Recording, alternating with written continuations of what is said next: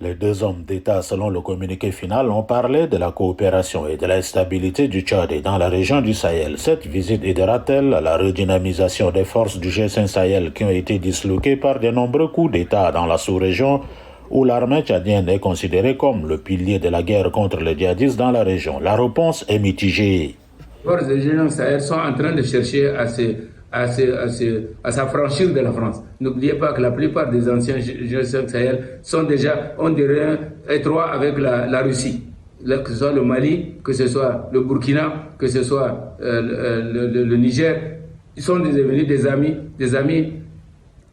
de la nouvelle alliance avec la Russie, qui, elle, prend le devant, elle sécuritaire d'abord. La Russie a commencé à revigorer l'armée nigérienne pour une éventuelle déstabilisation qui pourrait peut-être, regardez mon regard, arriver du Tchad, ou bien peut-être le seul allié de la France, et le Mali aussi surveille, connaissant le passé de l'intervention de l'armée tchadienne avec les forces tchadiennes en mission au Mali, notamment avec la question de l'Azawad du Nord Mali. Le général Mahamat Idriss Déby vient d'être investi candidat à quelques mois d'une élection présidentielle par le parti de son défunt père. Cette investiture l'éloigne de ses premiers engagements à remettre le pouvoir aux civils.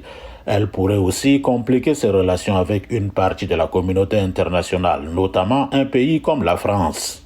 C'est une tactique politique de haut niveau qui pourrait anticiper pour faire une pression sur Paris, si Paris serait d'aventure tenté de redorer son image en essayant de rattraper ce qu'elle peut rattraper des principes de démocratie et de droits de l'homme, c'est des principes qui lui sont chers, en demandant à son dernier bastion de respecter les principes de la démocratie pour effectivement justifier légalement et légitimement le déploiement de ses forces militaires.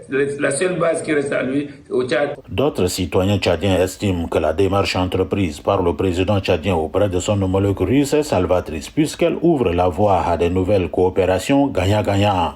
Je pense que le Tchad est l'une des transitions qui ne s'est pas ouvertement rapprochée de la Russie.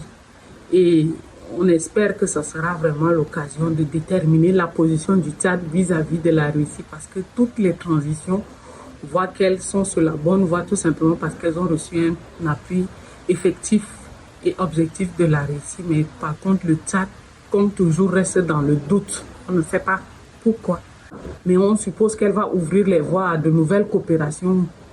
Ce sera l'occasion de réviser ces accords et avoir, par exemple, un accord de coopération militaire avec la Russie pour effectivement casser la dynamique que la France a mis en place et décidément multiplier aussi les partenariats, parce que rien n'oblige le Tchad à être sous la houlette de la France. Aujourd'hui, il faut diversifier les partenariats. Si la Russie nous offre de bonnes opportunités, je pense qu'il peut les saisir.